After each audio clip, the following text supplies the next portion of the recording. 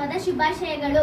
November 1ರಂದು ನಾವು ಕನ್ನಡ ರಾಜ್ಯೋತ್ಸವವನ್ನು ಆಚರಿಸುತ್ತೇವೆ. ಇಂದು ನಾವು ಕನ್ನಡ ನಾಡಿನ ವಿಶೇಷತೆಗಳ ಬಗ್ಗೆ ತಿಳಿಸುತ್ತಿದ್ದೇವೆ.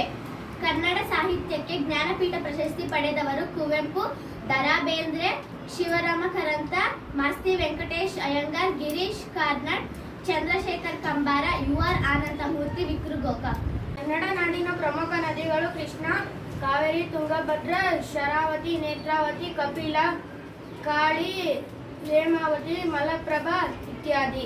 ಕನ್ನಡ ನಾಡಿನ ಪ್ರಸಿದ್ಧ ಗಾಯಕರು ಗಂಗೂಬಾಯಿ ಹಾನ್ಗಲ್, ಪುಟ್ಟರಾಜ ಗವಾಯಿ, ಪಂಡಿತ್ ಭೀಮಸೇನ ಜೋಶಿ, ಶಿಶುನಾಳ ಶರೀಫರು, ಬಸವರಾಜ ರಾಜಗುರು, ಪಂಡಿತ್ ಮಲ್ಲಿಕಾರ್ಜುನ ಮನ್ಸೂರ್, ಪುರಂದರದಾಸರು ಇತ್ಯಾದಿ. ಧನ್ಯವಾದಗಳು. ಕನ್ನಡ ನಾಡಿನ ಪ್ರಸಿದ್ಧ ಸ್ಥಳಗಳು ಮೈಸೂರು ಅರಮನೆ,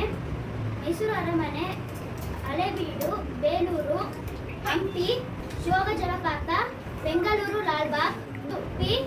ಕನ್ನಡ ನಾಡಿನ ಸ್ವತಂತ್ರ ಹೋರಾಟಗಾರರು ಕಿತ್ತೂರು ರಾಣಿ ಚೆನ್ನಮ್ಮ, ಸಂಗೊಳ್ಳಿ ರಾಯಣ್ಣ, ಒನಕೆ ಓಬವ್ವ, ರಾಣಿ ಅಬ್ಬಕ್ಕದೇವಿ, ಬೇಲೂರು ವೆಂಕಟರಾಯ್, ಕೆಂಗಳ್ಳಿ ಹನುಮಂತಯ್ಯ, ಗೋಪಾಲಕೃಷ್ಣ ಗೋಖಲೆ ಇತ್ಯಾದಿ. ಸಾಹಿತ್ಯದ ಪ್ರಮುಖ ಕವಿಗಳು ಕುವೆಂಪು, ಜೆ.ಎಸ್. ಶಿವರುದ್ರಪ್ಪ, ದ.ರಾ. ಬೇಂದ್ರ, ಚನ್ನವೀರ ಕಣವಿ, ಗೋಪಾಲಕೃಷ್ಣ ಅಡಿಗ, ಪುರಂದರದಾಸರು ಇತ್ಯಾದಿ. ಎಲ್ಲರಿಗೂ ಕನ್ನಡ ರಾಜ್ಯೋತ್ಸವದ ಶುಭಾಶಯಗಳು.